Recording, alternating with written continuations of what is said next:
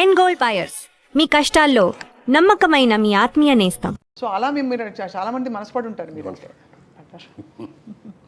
మీరు పడకపోవడం గొప్ప కాదా అని కాదు కదా సార్, కానీ మీరు ఆ నిగ్రహం పెట్టుకోవడం అనేది చాలా గొప్ప సార్. చాలా చాలా కష్టం కూడా. ఎందుకంటే అంత కావటానికి కారణం, నేను ఇండస్ట్రీకి వచ్చినప్పటికే నాకు పెళ్ళి 2 పిల్లలు ఉన్నారు. రేపు ఏదైనా నేను చేసిన తప్పుల మూలంగా నేను దెబ్బతినిపోతే నా భార్య రేపు నన్ను చూసి ఇదిగో ఇన్ని పెళ్లి చేసుకోవటం మూలంగా నేను ఇలా అయిపోయాను అని అనకూడదు. అలాగే నా పిల్లలు వీళ్ళకి పుట్టడం మూలంగా మా కర్మ, మేము ఇక్కడ వీళ్ళ కడుపులు పుట్టామేమో ఇంత చెడ్డ పేరు వచ్చిందో అని మా పిల్లలు అనకూడదు. ఎప్పుడైనా నన్ను చూసి నా భార్య అయినా, నా పిల్లలైనా, నా బంధువులైనా, నా ఆత్మీయులైనా గర్వపడే రీతిలో నేను ఉండాలి తప్ప నేను చూసుకొని అసహించుకునే రీతిలో ఉండకూడదు అనేది చాలా స్ట్రిక్ట్, అంటే చాలా స్ట్రిక్ట్. 40 ఏళ్ళ తర్వాత నన్ను ఎందుకన్నానంటే 40 ఏళ్ళు ఉన్నాను ఊరికి. నేను సరదాగా నాగేశ్వరరావు గారు బాగా ఫ్రెండ్లీగా ఉంటారు. ఆయనంటే నాకు చాలా ఆత్మీయం. ఐఎమ్ నిజంగా చెప్పండి, నేను నాగేశ్వరరావు గారి ఫ్యాన్ని. ఎన్నో సినిమాలు ఆయనతో కలిపి చేశాను. ఆయన ఒకరోజు అడిగారు సరదాగా, మురళి సాయంత్రం పూట నువ్వేం తీసుకుంటావు అన్నారు. నేను తీసుకోనండి అన్న. అదేమిటయా బాగా నిద్ర పడుతుందా అన్నాడు. నేను శుభ్రంగా పడుకుంటాను, నీళ్ళు పడుకోగానే నిద్ర వచ్చేస్తాడు. కాదు 60 ఏళ్ళు దాటిన తర్వాత అప్పటికి క్యారెక్టర్ రోల్స్ వేస్తాను. హీరోలు అయిపోయి క్యారెక్టర్ రోల్స్లో ఉన్నప్పుడు అడిగాను అనమాట.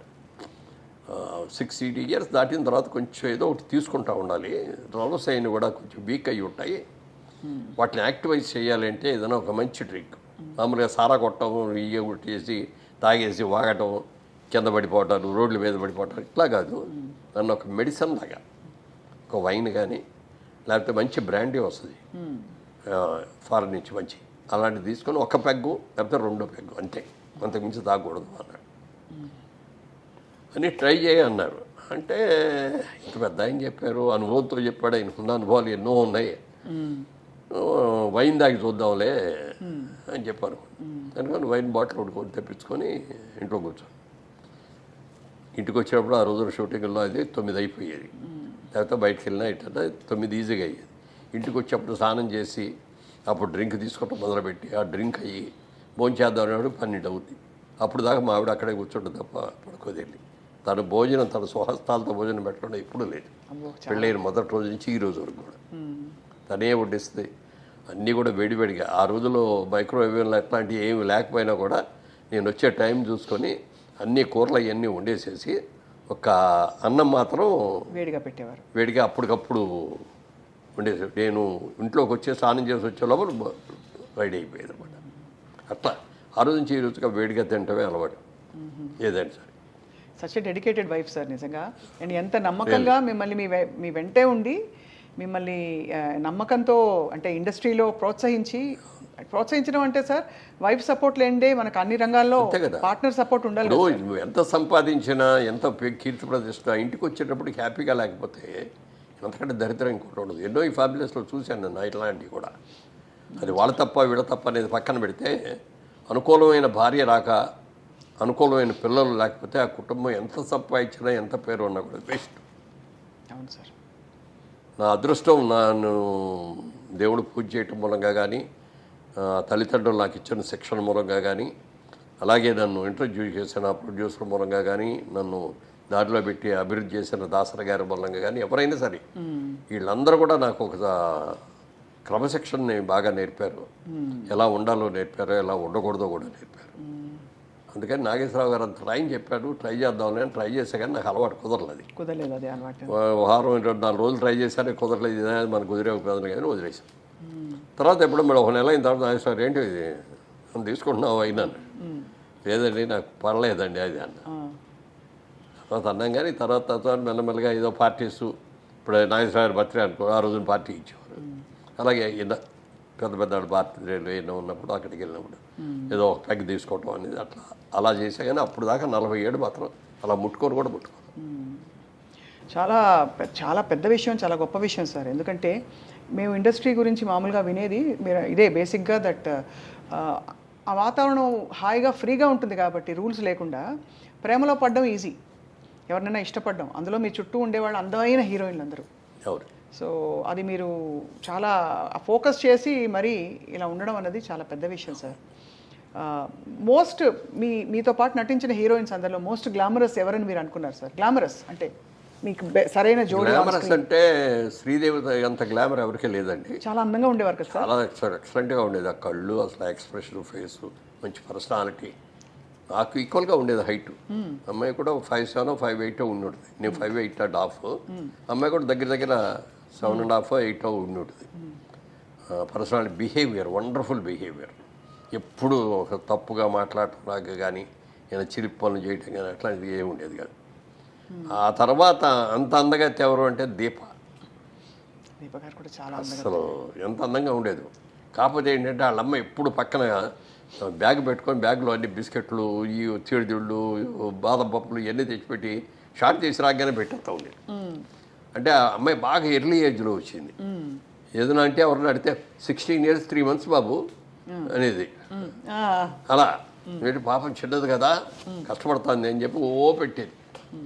ఆ పెట్టడం మూలంగా కానీ లేకపోతే అమ్మాయికి ఏదో ముందే ఆర్టిస్ట్ చేయాలనే ఆలోచన ఉండి కొంచెం స్టెరాయిడ్స్ ఏదో ఇచ్చి ఇది కూడా చేశారని అంటారు. ఎంతవరకు దాని మూలం కానీ అమ్మాయికి బాగా బాడీ వచ్చేసింది తర్వాత. లేకపోతే చాలా అద్భుతమైన యాక్టర్ అయ్యేది.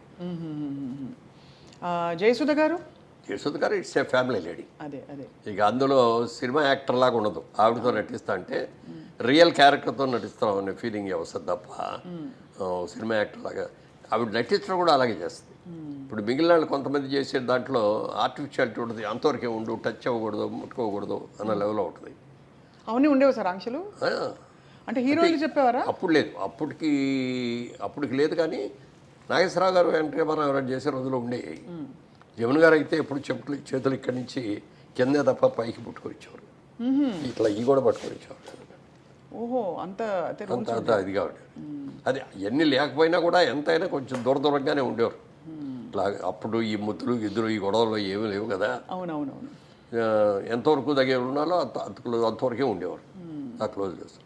ఈ అమ్మాయి వచ్చేటప్పటికంటే భార్య అంటే భార్యలాగానే ఉండేది. అంత ఇప్పుడు నేను చేసిన సినిమాల్లో కూడా హయ్యెస్ట్ సినిమాలు చేసింది ఆవిడతోటి. మా సినిమా ప్రొడక్షన్లో కూడా ఆవిడ చాలా సినిమాలు చేసింది. Very cooperative artist. అసలు మామూలుగా హీరోయిన్ లాగా గిద్దుకోటాలు ఉండవు. సింపుల్గా మేకప్ వేసుకొని వచ్చేస్తుంది. ఇది మధ్యతరగతి కుటుంబం క్యారెక్టర్ అంటే దానికి తగ్గట్టే హెయిర్ డ్రెస్ దానికే ఉంటుంది. పెద్ద హెయిర్ డ్రెస్ కూడా చేసుకునేది కాదు. మామూలు నేత చీరలు, పట్టు చీరలు లాంటివి ఇట్లాంటివి కట్టుకొని అట్లా న్యాచురల్ యాక్టర్ లాగా ఉండేది అనమాట. సో అలా మరి జయచిత్ర గారితో ఆ రూమర్ వచ్చిన తర్వాత మీరిద్దరూ మాట్లాడుకోవడం జరిగిందా సార్? అయ్యో ఇలా వచ్చేసింది, ఎలా క్లియర్ చేద్దామని. కోర్టుకి వెళ్ళినట్టున్నారు కదా మేడం? నేనే వెళ్ళాను. కోర్టుకి వెళ్ళలేదు. ముందు నోటీస్ ఇచ్చాం వాళ్ళకి, పేపర్ ఆడికి. ఇవ్వగానే పరిగెత్తుకు వచ్చేసి, సార్ మా వాడు ఎవడో తప్పుగా ఇచ్చాడు, సారీ అండి క్షమించండి అంటే అది విత్డ్రా చేసుకున్నారు. చేసుకున్న తర్వాత అది జరిగిన 4 రోజులకి అప్పుడు అన్ని సినిమా అక్కడి నుంచి మెడ్రాస్ నుంచి వచ్చేవాళ్ళం కదా. మెడ్రాస్లోనే ఉంది ఇండస్ట్రీ. మార్నింగ్ ఫ్లైట్కి ఇక్కడ షూటింగ్కి వస్తున్నాం. దాసరి గారు ఒక షూటింగ్కి వస్తున్నారు, నేను ఒక షూటింగ్కి వెళ్తున్నాను, జయచిత్ర గారు ఒక షూటింగ్కి వెళ్తున్నారు. ముగ్గురు ఫస్ట్ మార్నింగ్ ఫ్లైట్లో ఇక్కడికి వచ్చాం. ఆడు మళ్ళీ ఇమ్మీడియట్గా నెక్స్ట్ డే ఆడు పేపర్లో రాశాడు, వాళ్ళ రోజు దాసరి గారి ఆధ్వర్యంలో మురళీమోహన్ గారు జయచిత్ర గారు పెళ్లి చేసుకోవడానికి హైదరాబాద్ వెళ్ళారు. ఎక్కడ కూడా రా బాబు, ఆవిడ ఎప్పుడు నువ్వు అని కూడా పర్లేదు. ఇన్నేళ్లలో నువ్వు అని కూడా అనలేదండి. నా హీరోయిన్స్ ఎవరైతే మీరేనే అంటాను నేను. ఎవరిని కూడా యశోదరు కూడా నువ్వు అంట, నువ్వు అన్నాను, మీరేనంట. కాబట్టి ఏంటంటే జయసేత్తో క్లోజ్ ఏంటంటే I treat her as my sister. అందుకని బాగా క్లోజ్గా ఉంటాం. అప్పుడప్పుడు నువ్వు అనుకోవచ్చేమో, కానీ మిగిలిన వాళ్ళు ఎవరితో కూడా నువ్వు అనే మాట అన్నాను నేను. చాలా డిస్టర్బింగ్ సార్ ఇవన్నీ. అంటే పబ్లిక్ ఇమేజ్ అందులో కొంచెం మనం అన్నిటికీ ఎఫెక్ట్ అవుతా ఉంటాం. ఇప్పుడైతే సోషల్ మీడియాలో ఎడపడ రాస్తున్నారు, నోటికి వచ్చినట్టు రాసేస్తారు. దాసరి గారు అద్దాల మేడ సినిమా చేసేటప్పుడు ఓ డైలాగ్ రాశారు. దాంట్లో సినిమా వాళ్ళ మనందరం కూడా అద్దాల మేడల్లో ఉంటాం, మనం ఏ చేసిన ప్రతి పని కూడా భూతద్దాల్లో మనం చూస్తూ ఉంటారు వాళ్ళు. మనం తప్పు చేసినా ఒప్పు చేస్తే బాగుందంటారు, మెచ్చుకుంటారు. తప్పు చేస్తే మాత్రం రాళ్ళు విసిరి కొడతారు, మన అద్దాలు పగిలిపోతాయి, మన బతుకు బజారు పాలైపోతుంది అని ఆ డైలాగ్ ఎంత బాగా నచ్చిందో నాకు. ఆ డైలాగు దాన్ని తూచా తప్పకుండా పాటించాను. ఎక్కడ కూడా ఎప్పుడన్నా ఏదన్నా మీరు అన్నట్టు ఇందాక పార్టీలో ఎక్కడ ఏదైనా చిన్నగా తీసుకున్నా కూడా జనం ఎవరో లేనప్పుడు చూసి తీసుకోవటమే. పబ్లిక్లో ఉన్నప్పుడు సిగరెట్లు తాగడం కానీ ఇది కానీ అది కూడా సిగరెట్లు కూడా ఏంటంటే నాకు అలవాట్లేదు, కానీ వాయిస్ కొంచెం థిన్గా ఉండేది బిగినింగ్లో, బేస్ అది ఉండేది కాదు. అప్పుడు మ్యూజిక్ డైరెక్టర్ చక్రవర్తి గారే సలహా ఇచ్చాడు, నువ్వు చుట్టలు తాగు రోజు అన్నాడు. ఊళ్ళో ఆయన చుట్టలు కావాలి కాదండి అన్న. అయితే సిగరెట్ తాగానే ఆయనే ఫస్ట్ సిగరెట్ ఇచ్చాడు.